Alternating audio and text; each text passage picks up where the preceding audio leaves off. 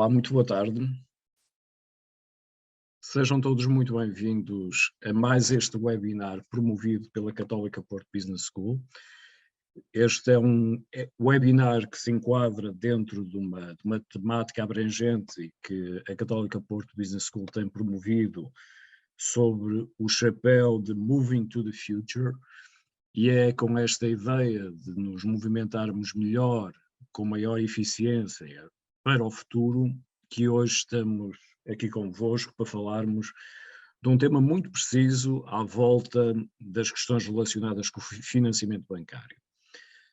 Desde sempre, tradicionalmente, e não se prevê que haja qualquer alteração no futuro imediato, o financiamento bancário claramente destaca-se como a principal fonte de financiamento das empresas portuguesas e, em particular, das micro e das PMEs.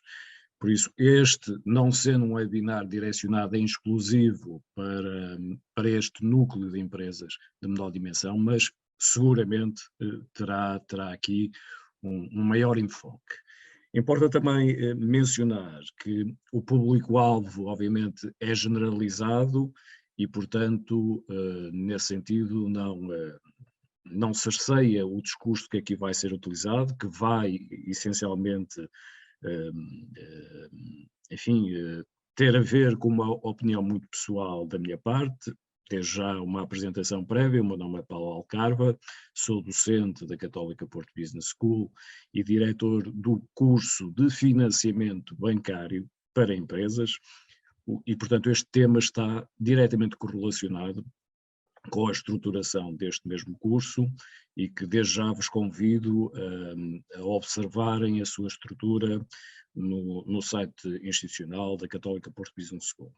Para debater este tema em particular, relacionado com como apresentar um pedido de financiamento a um banco, que sendo uma proposta em si uma questão extremamente longa, penso que não podia ser mais incisiva, porque todos nós, nomeadamente quando estamos do lado das empresas, nos interrogamos permanentemente qual a melhor forma de nos ajustarmos ao olhar dos bancos, que claramente está sempre em permanente mutação. Para me acompanhar nesta busca pela uma resposta possível para esta questão, a Católica Porto Business School tem um prazer de ter convidado e ter sido aceito esse mesmo convite por parte do Dr. José Fraz Alves, que estará connosco, e desde já queria agradecer e seguramente também pedir a vossa licença, tendo em consideração a amizade que nos prende já há longos anos, de tratar o José Carlos com esta informalidade, que nos vai acompanhar precisamente ao longo desta sessão. O José Carlos Fraz Alves é um profissional, é economista de formação, um profissional de longa data, nomeadamente na área da banca de investimento, e nos últimos anos muito ligado às questões relacionadas com a economia social e também à gestão executiva de instituições financeiras. Portanto, tem o duplo olhar de ter estado na ótica da estruturação de operações de financiamento e ter o olhar também da gestão de uma instituição financeira. José Carlos, seja bem-vindo. Boa tarde, Paulo. Eu é que agradeço o convite, espero poder acrescentar algo. É sempre com muito interesse que te ouço e acompanho, portanto, o teu trabalho. Como digo, serei mais uma das pessoas que está a seguir a apresentação. Tentarei, dentro do possível, introduzir um ou outro aspecto de ordem prática que tenha vivido e que possa contribuir para uma melhor ou para uma, digamos, apresentação mais dinâmica. Sobretudo porque, de facto, eu já estive do lado da banca na avaliação de projetos, já estive do lado da banca a pedir financiamento para essa mesma banca, não é? Que também é uma questão particular que também existe, como também já estive como empreendedor ou promotor num projeto durante um período de intervalo entre duas funções bancárias e, digamos, também me vi, digamos, do lado de quem se dirige a uma instituição. E acho, sobretudo, que quem quer falar com um banco e fazer um pedido, quando se faz um pedido é para que a resposta seja sim. Eu não conheço ninguém que goste de pedidos para depois receber um não. Infelizmente, poderá ou não surgir, mas digamos, acho que quando alguém nos pede alguma coisa é porque pretende que seja positivo e vamos tentar ajudar nesse sentido. Obrigado. Estou convicto que sim, José Carlos, estou convicto que sim. Permite-me só, e a todos os que nos estão a ver, e um agradecimento também especial por estarem precisamente a dispensar um pouco do vosso tempo no final de tarde para estarem connosco. Tendo em consideração o modelo de funcionamento do webinar não permite uma interação como se estivéssemos presencialmente, mas qualquer questão que se vos coloque, e todas elas são seguramente relevantes, pedia-vos o favor de colocarem ou no bate-papo ou no Q&A, que no final desta mesma sessão, quer eu, quer o Zé Carlos, tomaremos atenção, obviamente, às questões e, dentro do possível, tentaremos responder ou seguramente ficarmos com uma nota para posteriormente podermos dar uma resposta mais convicta. Tal como o Zé Carlos tinha mencionado a esse propósito, vai-nos acompanhar ao longo desta sessão uma pequena apresentação, uma apresentação que tem como objetivo apenas funcionar como muleta no debate de ideias que vamos ter precisamente ao longo desta hora de debate, 3/4 de hora, enfim, depois seguramente que vamos gerir em conformidade. Esta grande interrogação que se vos coloca seguramente remete-nos sempre para uma frase feita, mas é uma frase que efetivamente é impactante na forma como os bancos abordam a sua análise de risco de crédito quando lhes é solicitado qualquer processo de concessão de crédito, estejamos a falar de um financiamento convencional dentro da atividade corrente da sua empresa, quer projetos em particular. E esta frase é chave, cash is king, é verdadeiramente uma forma de estilizar o que os bancos procuram, ver respondido por parte de todas as empresas que apresentam-se nessa circunstância. Ou seja, é fundamental o banco perceber como é que é gerado o cash flow da empresa e, nesse sentido, qual é o risco que lhe está associado precisamente a essa mesma gestão, essa mesma forma de libertação de cash flow. Isto parecendo ser um palavreado excessivamente académico, resume em si o que os bancos depois, à procura dessa informação, quer nas demonstrações financeiras da empresa, quer num conjunto de informação, nomeadamente qualitativa, procuram, e obviamente nesta procura importa que seja o empresário a oferecer essa informação. Importa entender sempre que o empresário é o primeiro interessado em ter este instrumento de financiamento e, nesse sentido, deve ir ao encontro desta informação que é solicitada de forma, eu diria, rotineira, porque o modelo de negócio dos bancos está estruturado desta forma. A assimetria de informação que existe entre o banco e o empresário será persistente. O banco não faz parte dos órgãos sociais nem de gestão da empresa e, nesse sentido, haverá sempre uma assimetria na informação de cada um deles tem. Portanto, importa encurtar essa mesma assimetria de informação por forma a que os bancos possam, enfim, ter uma melhor percepção desta viabilidade económica ou financeira que está aqui também estilizada e que, enfim, podemos ancorá-la nesta cadeia de informação que o banco vai querer receber. Vai ter que perceber quais são os drivers da atividade, tem que perceber o negócio, tem que perceber não só como a empresa é gerida, obviamente, mas como é que ela alcança, como é que operacionaliza a sua atividade e o que é que a diferencia, ou seja, quais são as suas vantagens competitivas que lhe estão associadas. Eu depois se me permites-me, digamos, neste ponto só duas questões muito rápidas que suscitou esta primeira parte da apresentação.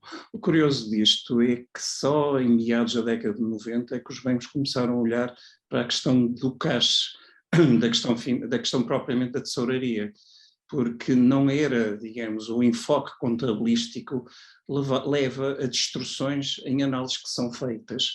E é curioso, mas isto já passaram alguns tempos, mas não foi sempre a análise, digamos, não foi algo tradicionalmente assumido este primado do cash. Mas um facto é que uma empresa que venda sem receber, o que lhe acontece é que está a ter lucros e depois ainda vai pagar impostos sobre isso. Portanto, muito claramente, tal como na simplicidade do nosso orçamento doméstico, o não termos saldos e disponibilidades de tesouraria e a comparação entre as aplicações que temos e a dívida que estamos a assumir traduz-nos se esse ano foi um ano ou não favorável para a própria atividade que desenvolvemos. De facto, o dinheiro, acima de tudo, o movimento de tesouraria é o único e melhor indicador para qualquer tipo de análise, e é uma forma até de ultrapassarmos distorções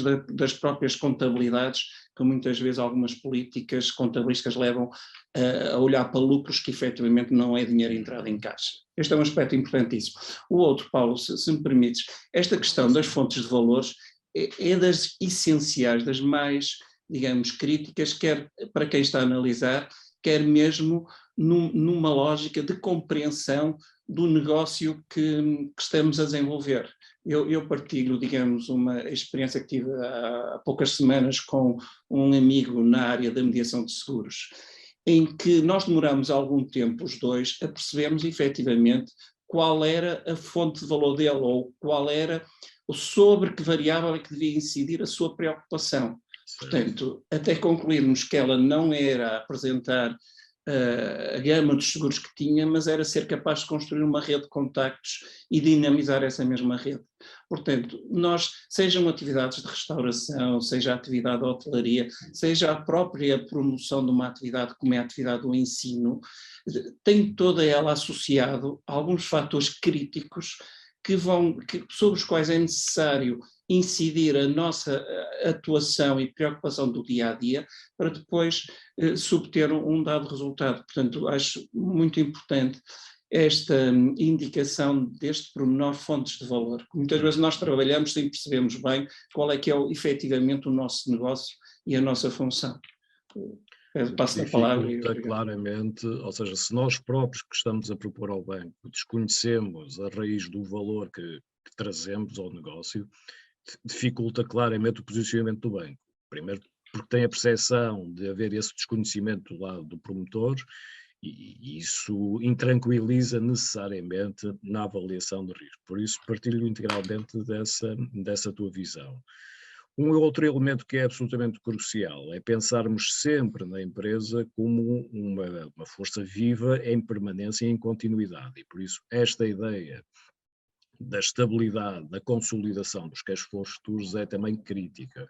O banco analisa no momento zero uma proposta, mas não é apenas e só sobre o histórico da empresa. É fundamental que o banco consiga prever, consiga ter uma perspectiva sobre a evolução futura da empresa, porque muito do seu risco e muito do custo que lhe vai associar a essa concessão de crédito depende precisamente desta maior ou menor estabilidade dos cash flows futuros e da capacidade, obviamente, para responder ao serviço da dívida que daí decorre. E, portanto, diria que esta ideia de cash is king correlaciona-se com todos estes fatores, eminentemente fatores financeiros, e que nós vamos, como o Zé Carlos há pouco evidenciava quando sonhava a questão da tesouraria, como a prova do algodão. E, portanto, aqui é fundamental termos esta prova do algodão, que numa ótica financeira se mede muito pelo nível de rentabilidade. Eu aqui escolhi uma expressão que nem sempre anda muito no linguajar da apresentação de projetos, mas não tem que ser necessariamente esta expressão de rentabilidade dos capitais investidos, em vez de falarmos em rentabilidade de capitais próprios, em vez de falarmos em rentabilidade comercial. Na ótica do banco, importa que ele também entenda que o financiamento é gerador de maximização de cash flows futuros, ou seja, os investimentos realizados geraram sempre valor e o financiamento que vai ser alocado a investimento, também ele será indutor de crescimento. E, portanto, não se trata de um financiamento que ele próprio não vai gerar rentabilidade e, portanto, não vai contribuir para aquela estabilidade dos cash flows futuros. Podendo parecer algo relativamente complexo, não o é, e aliás, como podem observar, os indicadores-chave que estão correlacionados com esta avaliação da rentabilidade dos capitais investidos têm a ver com as principais rúbricas da conta de exploração. Resultados operacionais, margens de vendas e, obviamente, porque este efeito espelho é permanente, o financiamento é o outro lado da moeda do investimento e, portanto, nós observamos necessariamente os níveis de rentabilidade, a capacidade de gerar-nos cash flow, porque do outro lado vamos ter que saber se efetivamente quais são as nossas necessidades de investimento, quer do ponto de vista das necessidades de fundo de maneio e, portanto, relacionados com o ciclo de exploração, quer do lado do investimento em ativos fixos relacionados com o CAPEX. E é esta equação que nós vamos ter que resolver e apresentar ao banco. Nós somos eficientes na aplicação dos fundos, quer por capitais próprios, quer por financiamento de dívida, para rentabilizar ainda mais os nossos investimentos. A este propósito, Carlos, não sei se queres acrescentar algum Só ponto. Reforçar a questão do investimento. Nós geralmente temos uma ideia que o investimento decorre num dado momento e depois aquilo que se nota às vezes nos planos de negócio é que, eu estou a pensar, por exemplo, o licenciamento e alguns custos de desenvolvimento de soluções informáticas e depois mais tarde os custos anuais associados à manutenção desses mesmos sistemas. Porque nós às vezes temos uma tendência em falar no investimento num dado momento e depois não associarmos outras exigências que se vão perpetuar em anos próximos que se encontram ligados a esse mesmo investimento da fase inicial. E eu aqui, se calhar, o que sugiro é uma simplicidade. Acho que nós devemos ter a cabeça arrumada e depois o ter a cabeça arrumada traduz-se num plano de negócios também simples e arrumado nas suas gavetas. Portanto, estes dois aspectos são muito importantes para nós não misturarmos, portanto, o que é investimento, que são custos recorrentes de investimento, e depois o que são os custos operacionais, os custos da atividade, sejam eles fixos, sejam eles variáveis. Estes são os fatores essenciais, saber distinguir e as ações de formação e estes cursos, penso que tenha sido que incidem sobre esta preocupação, nós sabermos distinguir e arrumar esta informação, porque é a partir desta informação, que até num plano de negócio, do meu ponto de vista, deve ser a que está no topo da própria folha de cálculo, entre aspas, para depois saber quanto é que nós temos que gerar de receitas e de proveitos para cobrir aqueles custos que estão acima. Portanto, o que diria aqui é, porque eu ouço muitas vezes falar, continuamos a investir, continuamos, e muitas vezes estão-se a falar de custos recorrentes, a chamar-lhes investimento, e outras vezes é investimento efetivamente, porque investimento é ótimo, investimento, digamos, porque é a partir daí que se vai produzir uma mudança, e está a ser tratado como não sendo. Portanto, referia aqui uma preocupação muito grande em sabermos classificar o que é com o seu devido nome, para depois também sabermos tirar o proveito ou saber fazer as leituras corretas da nossa própria atividade. Partilho integralmente dessa visão. De facto, também aqui, na ótica, nós não estamos e não vamos abordar em particular a questão relacionada com a decisão de investimento, mas de facto é crítico sabermos do que é que estamos a falar e se efetivamente o investimento que vamos realizar vai ser gerador, e existem instrumentos capazes de podermos avaliar se efetivamente, instrumentos financeiros capazes de avaliar se efetivamente o nosso investimento é promotor de criação de valor.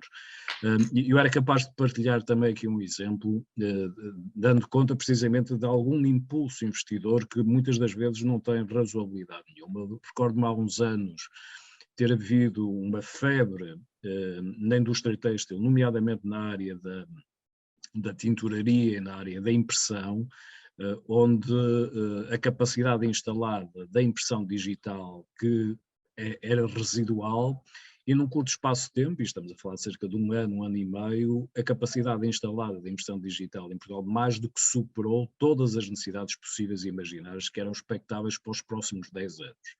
E, portanto, tratou-se de um investimento feito por impulso, feito por a percepção de que o concorrente direto estava a entrar neste segmento e seria a partir de um segmento inesgotável, e assim não aconteceu. E, portanto, este arrumar de casa de que tu falaste, também nesta ótica gostava de sublinhar. Paulo, se me permites, até porque, digamos, uma pessoa que nos está a acompanhar, o Sérgio Gomes, até ele pergunta se preferimos uma empresa com viabilidade económica e capaz de gerar fundos futuros, mas com problemas de liquidez, ou uma empresa com excesso de liquidez. Também aqui, e muito bem como está no mapa, a distinção entre o que é economia e finanças, o que é económico, matriz da atividade versus o seu financiamento, está bem, até bem destacado na pergunta que é feita. Claramente a viabilidade económica é a base de tudo, porque se não tiver viabilidade económica, ou seja, se aquilo que nós fazemos não tem um propósito, não há atividade financeira que resolva um milagre, com exceção dos supermercados, porque aí o negócio não é só operacional, também é financeiro, que até podem viver com margens negativas. Mas eu vou deixar mais à frente, porque eu conheço um exemplo de uma situação em que pode ser o financeiro a alterar algo que parecia uma viabilidade económica. Eu digo já o que era. Por exemplo, podemos ter uma empresa com uma margem pequena, porque, por exemplo, não está a conseguir pagar as matérias-primas ao melhor preço, porque não tem capacidade financeira para o fazer. Eu vivi essa situação. Aquilo que estava a ser proposto era que houvesse um financiamento, o pagamento a pronto, com esse financiamento conseguia logo um aumento da margem bruta em 10%. Portanto, ali era um problema financeiro, ou seja, a capacidade financeira, falta de capacidade, levava a que as matérias-primas ficassem mais encarecidas e a margem bruta do negócio era menor. E aquilo que eu defendi, não consegui, portanto, eu, dentro do bem que defendi, não consegui aprovar, foi que se fosse conseguido um financiamento para ganhar margem. Portanto, e aqui, lá está, temos um caso em que o financeiro vai resolver um problema económico, mas claramente a economia é a base e as finanças depois serão a tradução do espelho. Portanto, e acho que a pergunta está quando é dito cash is king, de facto cash is king por ser o reflexo de uma atividade económica. É isso que se pretende dizer. E aqui importa sublinhar que este cash não se limita apenas a uma questão de liquidez. Cash aqui refere-se a uma questão de cash flow gerado pela empresa. E daí o económico, de facto, é fundamental ter um modelo de negócio rentável para libertar cash flow. Libertar cash flow que vai suprir, desde logo, vai funcionar como autofinanciamento da atividade da empresa e, obviamente, vai suprir todas as suas obrigações que a empresa tem, quer com credores, quer eventualmente com os seus acionistas, se houver já uma política de distribuição de dividendos. Se me permitem, avançaria chamando a atenção que tudo isto, obviamente, que nós temos vindo a falar, está condicionada por três grandes fatores, estão selecionados aqui três grandes fatores, que têm a ver com as idiosincrasias de cada empresa. Do vosso lado direito, e depois explorando um pouco com maior detalhe, mas de uma forma sintética, tudo será seguramente condicionado pelo setor de atividade onde se encontra a empresa, o modelo de negócio da mesma. O Zé Carlos citou ali um modelo onde, efetivamente, no caso da tesouraria, condicionava as margens brutas. Eu era capaz de depois dar conta que há modelos de negócio que estão sustentados exclusivamente nos proveitos financeiros da atividade comercial. Ou seja, a competitividade via preço é de tal forma que a margem bruta aproxima-se muito próximo de zero, mas as empresas conseguem construir EBITDA ou seja, cash flow operacional através de descontos de pronto pagamento que conseguem obter junto de fornecedores e através de rapéis que consigam nas suas compras. E, portanto, há aqui uma composição de diferentes modelos de negócio que necessariamente geram diferentes soluções de financiamento. E depois, obviamente, a fase do ciclo de vida em que se encontra a empresa. Eu aqui serei muito breve, apenas para sistematizar estas ideias fortes. No setor de atividade, e com 2 exemplos muito práticos, a questão da sazonalidade e, uma vez mais, com a variabilidade do cash flow e a imprevisibilidade. O modelo de negócio dos bancos não vive bem com a imprevisibilidade. E, portanto, seguramente que uma empresa num setor de atividade com um modelo de negócio mais cíclico, mais sazonal, terá eu não diria maior dificuldade, terá seguramente instrumentos de financiamento adequados a essa sazonalidade. E, portanto, não podemos, com uma conta corrente, com desconto de letras, com factoring, com firming, resolver todos os problemas de todas as empresas. E depois, necessariamente, o outro exemplo que está aqui evidenciado ao nível do ciclo de exploração, da menor ou maior e menor necessidade de financiar essas necessidades de fundo de maneio, o Zé Carlos também mencionava há pouco, e eu diria que do ponto de vista estritamente de equilíbrio de tesouraria, ou de equilíbrio financeiro da empresa, o que é crucial é ter fundo de maneio positivo. A partir desse momento em que esta regra de ouro está cumprida, o facto do fundo de maneio não ser suficiente para suprir as necessidades de fundo de maneio não é um mal em si mesmo, por isso é que existem os bancos e outros financiadores de dívida. E, portanto, a estruturação de um setor de atividade onde o ciclo de exploração é mais longo, necessariamente gera mais necessidades de fundo de maneio do que, como o exemplo citado pelo Zé Carlos também, dos hipermercados que não só têm fundo de maneio positivo, como têm necessidades de fundo de maneio negativas, ou seja, não têm necessidades, têm verdadeiramente recursos cíclicos de fundo de maneio. Na ótica do modelo de negócio falei-vos, enfim, aqui uma imagem também para o ciclo de vida que ajuda sobretudo no posicionamento face ao financiamento bancário, perceber que o modelo de negócio dos bancos não está vocacionado para todas estas fases da vida da empresa. E, portanto, será uma ilusão acreditarmos que os bancos têm um modelo de negócio, uma vez mais estruturado na tal estabilidade dos cash flows futuros, dessa percepção de acompanhar com financiamento a fase 1 e fase 2 da vida das empresas. Obviamente que existe uma exceção à regra que resulta de políticas de financiamento estatais, onde são, enfim, disponibilizadas linhas que com participação do Estado, articulado de várias formas, ou com garantias mútuas, ou outros, nomeadamente garantias emitidas pelo Fundo Europeu de Investimento, entre outras soluções, que poderão colocar o banco na órbita destas empresas, mas de uma forma geral o ciclo de vida da empresa condiciona claramente o acesso a uma fase mais madura, onde os cash flows, mais do que cash flows expressivos, são cash flows estáveis que procura o banco. José Carlos, antes de avançar para a componente mais financeira, no olhar, não sei se queres avançar com alguma ideia?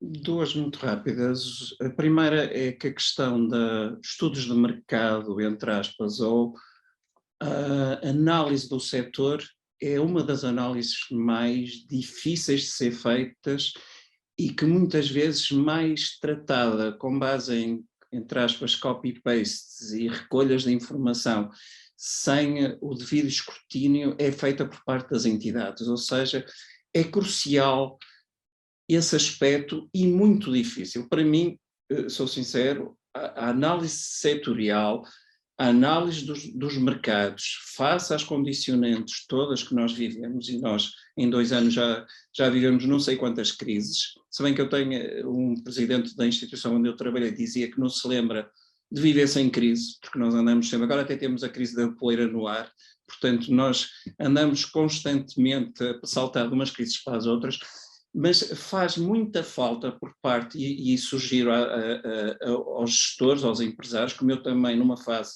o fiz, que muitas vezes temos que olhar para uma folha em branco e refletir muito bem sobre qual é o ambiente de atividade em que nós estamos inseridos. Portanto, fazia, digamos, só uma chamada de atenção para esse aspecto pessoal, é uma interpretação pessoal. Eu sempre achei os estudos de mercado feitos com alguma leveza e a dever ser melhor ponderados, sobretudo pelo principal responsável pelo desenvolvimento dos negócios. Uma segunda que vou já chamar a atenção, porque vai sair a seguir, que é esta fase 1 e fase 2, há imensa falta no apoio à atividade bancária da atividade dos fundos de capital. Ou seja, há fases da vida das empresas, e que até em termos públicos, quando se fala do exílio indevidamente das empresas, em práticas, digamos, de políticas ou linhas bancárias para o desendividamento.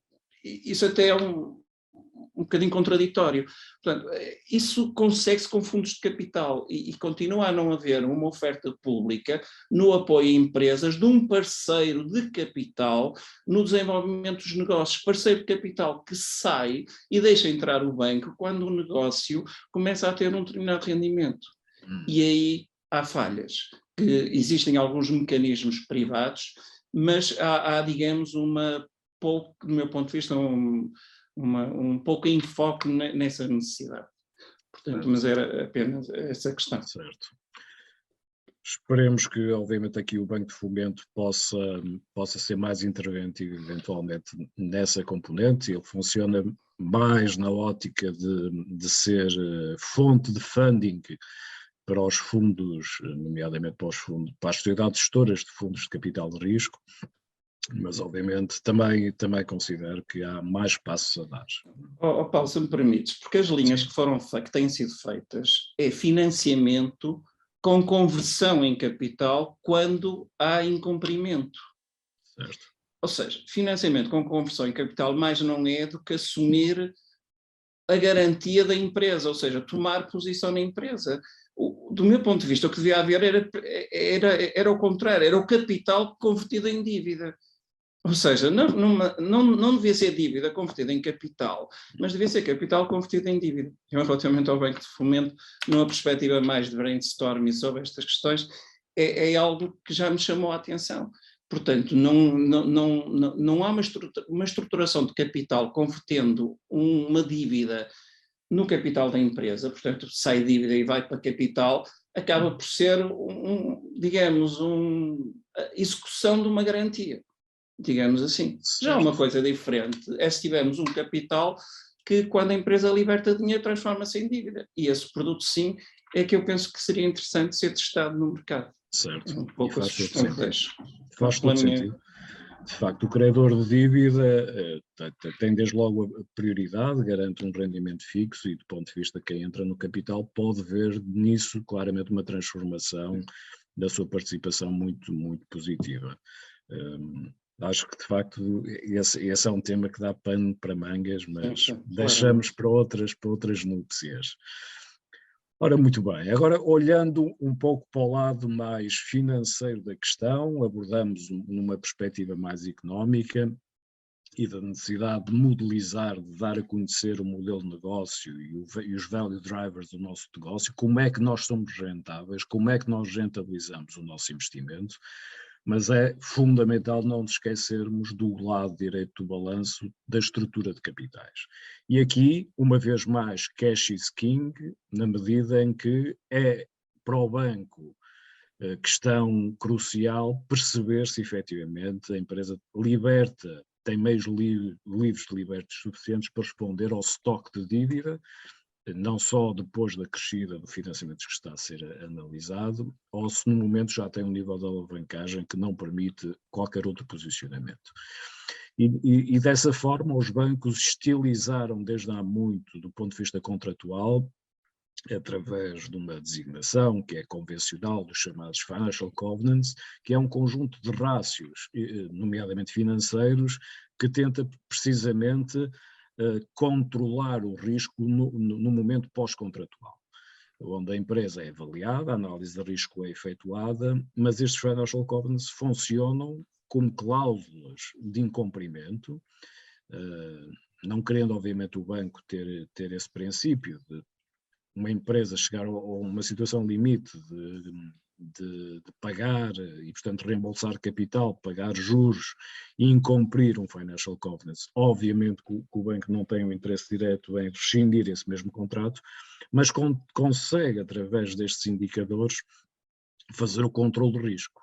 E tem, ao abrigo dos contratos, o arbítrio de poder alterar as condições desse mesmo contrato e, obviamente, se houver uma degradação de risco, poder alterar preço, poder agravar garantias, poder reduzir prazos e fazer o ajustamento, obviamente, ao risco. Por isso é fundamental quem está na ótica de apresentar o projeto que tenha consciência que estes elementos são medidos com grande atenção no ato da concessão e que se perpetuam, nomeadamente, obviamente, no financiamento de médio e longo prazo.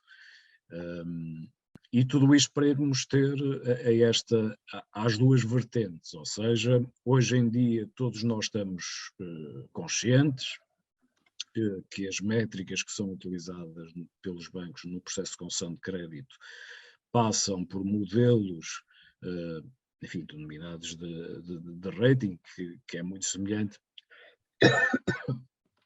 peço desculpa, ao que acontece nas agências de notação de risco internacionais, onde há este rating, no fundo, pretende responder ao ponto crítico que está indicado aqui neste slide.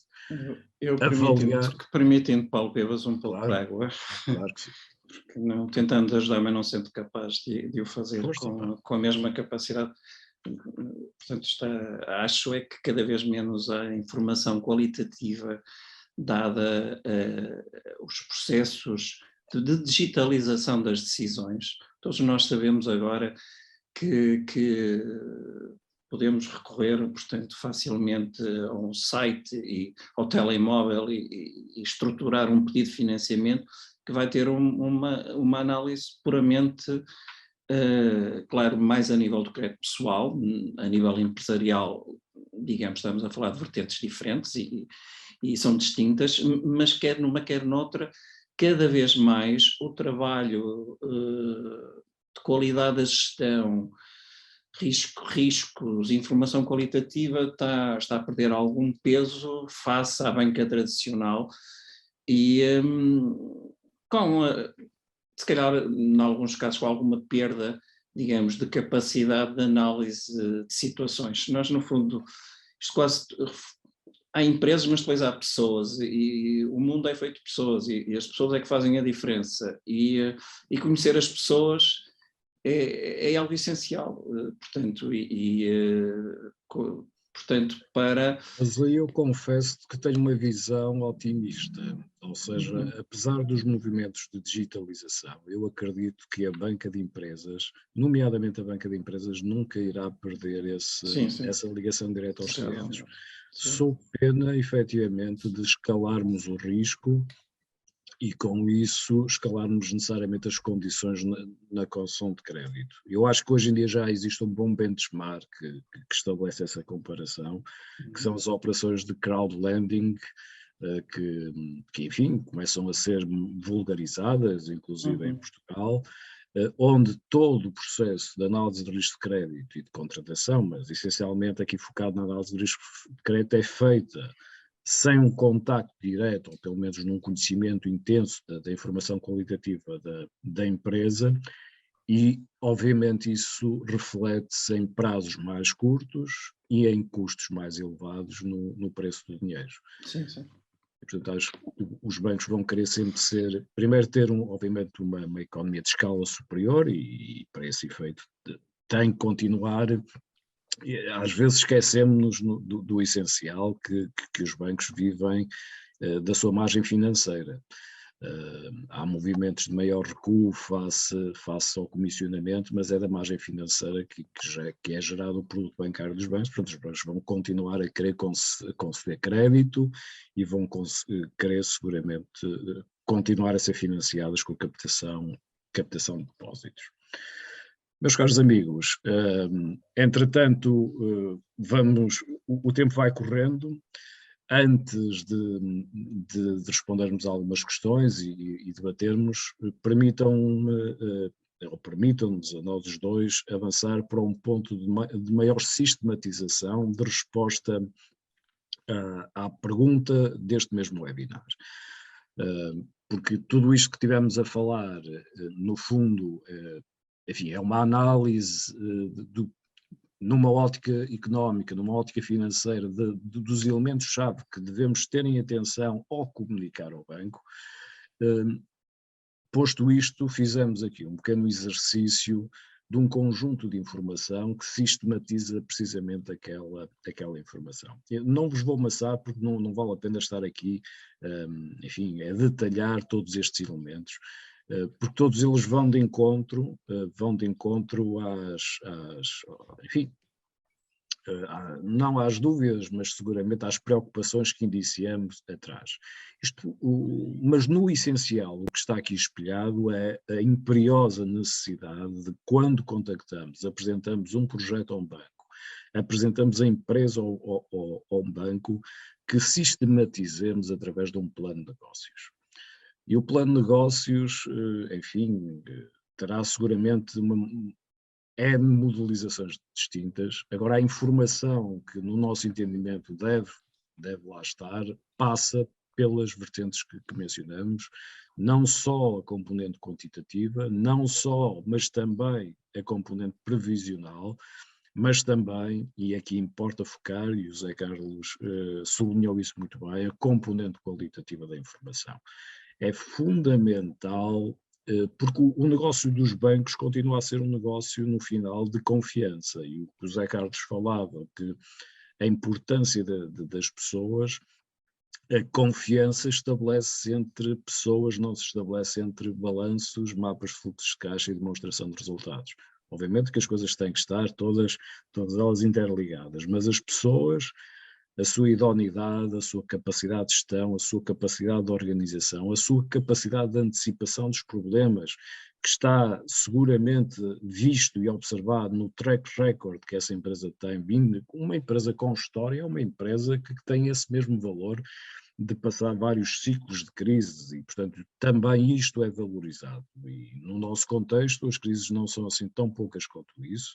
E, aliás, as crises financeiras agora são até mesmo de escala crescentemente em períodos mais curtos e de escala mundial, 2007, 2008, 2012, 2014, tivemos a pandemia, temos agora esta crise relacionada com os preços de combustíveis e a pressão sobre as taxas de inflação. Portanto, há seguramente aqui testes permanentes às empresas que quem consegue ultrapassar, quem consegue ser resiliente e continuar a avançar e a investir e a evidenciar a rentabilidade desse investimento, seguramente que merece, e aqui não estou a ser minimamente paternalista, merece seguramente, porque é mesmo verdade, recebe do olhar do banco também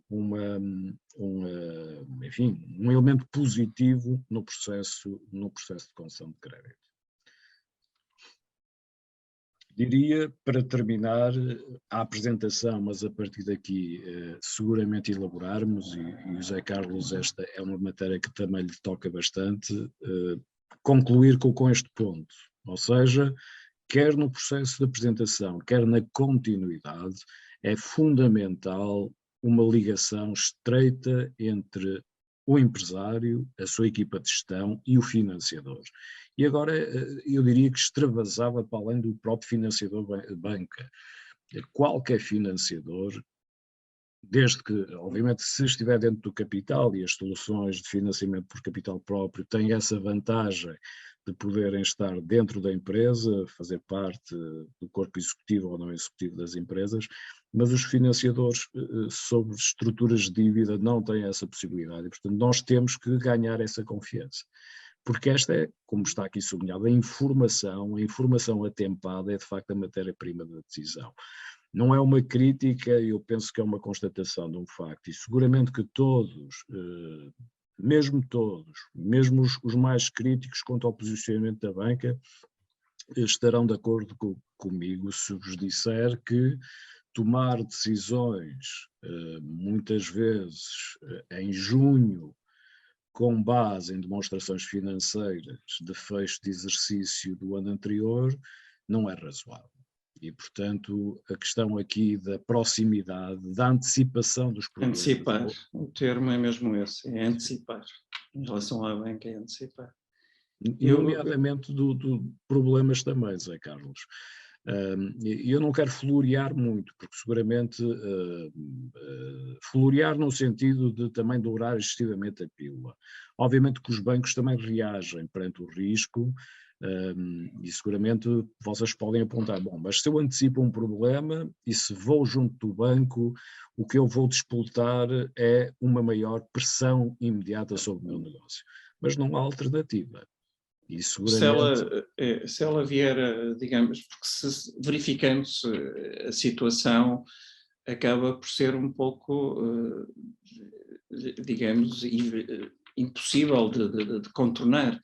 E eu soube tudo isto, se me permites agora, eu também já estive do lado de empreender e trabalhar com outras pessoas.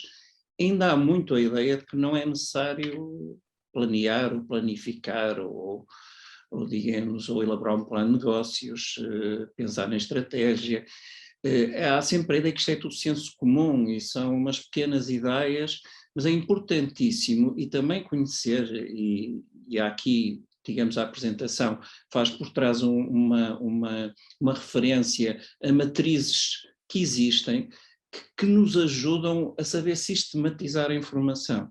Mesmo que nos pareça às vezes óbvio, é evidente, muitas vezes não é bem assim. E eu sou um dos que acha que eu penso a partir do que escrevo, ou seja, tenho um bocadinho esta filosofia de vida, que quando começo a escrever, então começam as coisas a fazer sentido ou a não fazer sentido.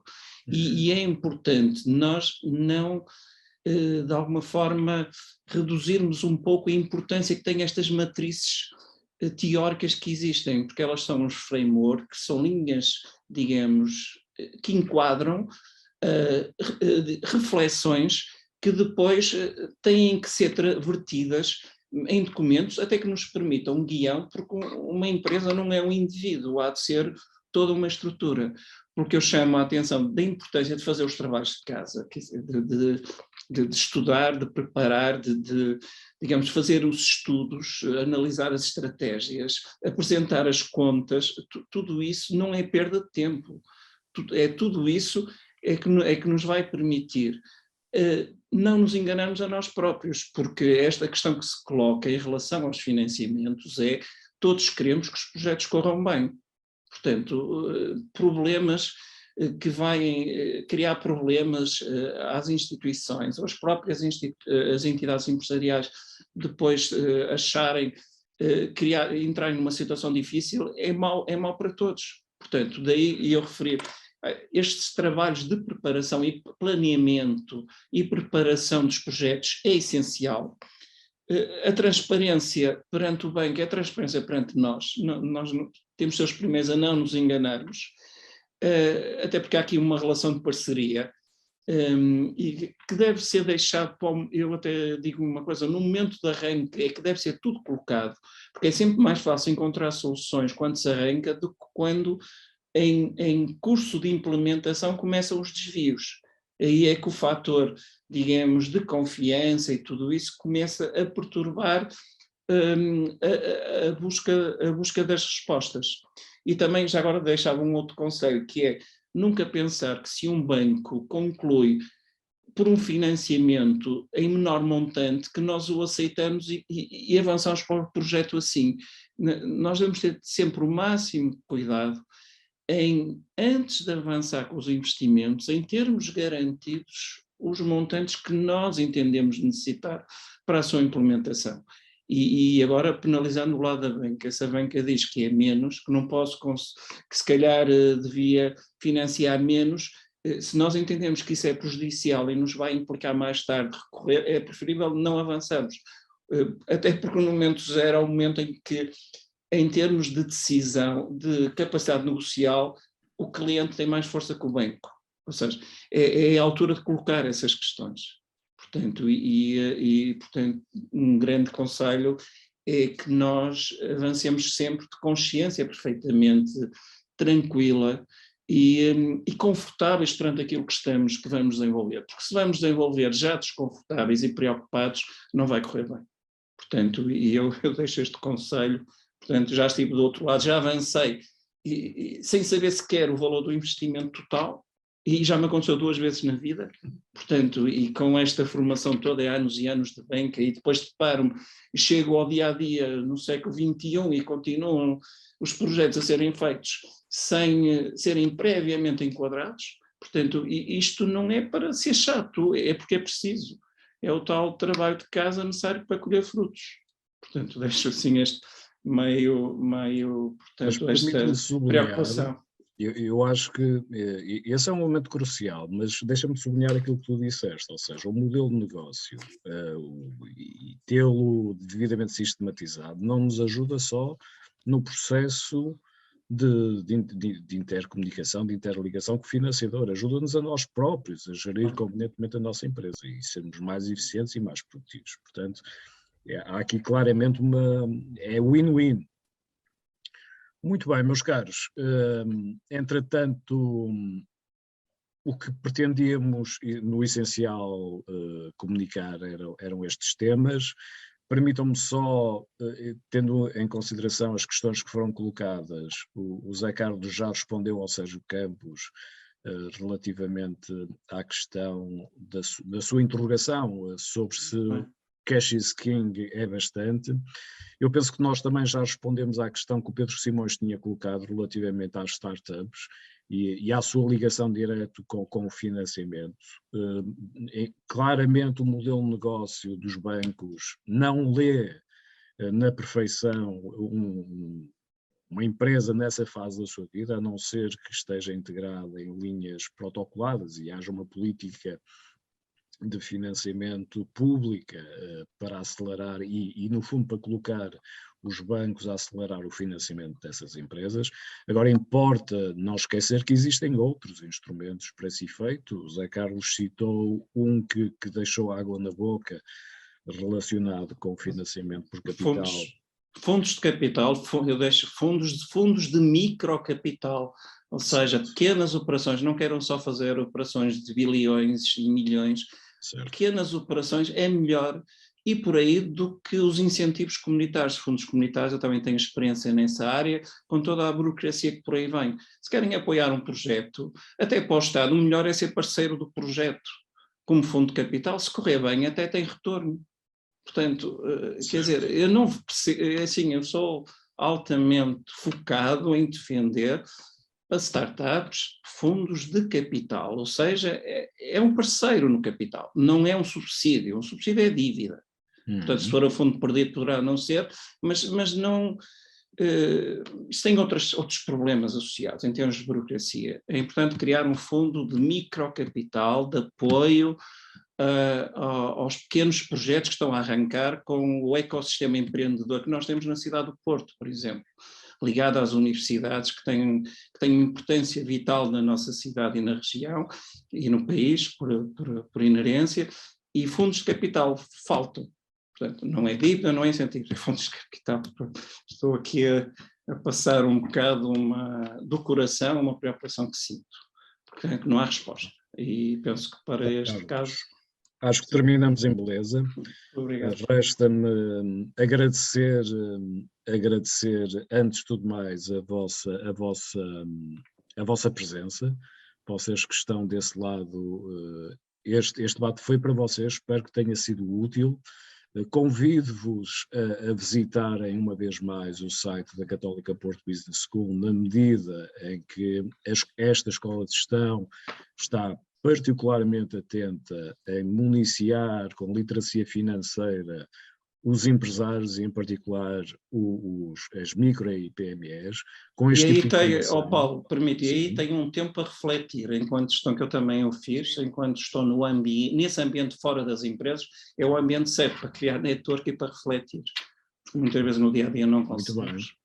Obrigado, Zé Carlos. Permite-me só essa chegada também. Não, e é de extrema relevância o que acabaste de afirmar. Por isso convido-vos efetivamente a verem a oferta da Católica Porto Business School e já agora em particular o custo de financiamento empresarial, financiamento bancário para empresas, e obviamente qualquer dúvida que possa ser suscitada no contexto desse mesmo curso, estão os contactos todos também disponíveis e ficamos seguramente à vossa espera. Finalmente, e um agradecimento muito especial ao Zé Carlos, pelo brilhantismo não só das suas opiniões, mas também dos seus comentários. Acho que estamos todos agradecidos, Zé Carlos, e seguramente que vamos querer ter-te a ti mais vezes a comunicar, porque é claramente uma mais-valia. Muito obrigado em nome da Católica Porto Business School, a todos, ao Zé Carlos e a todos os participantes. Até uma outra oportunidade. Muito obrigado.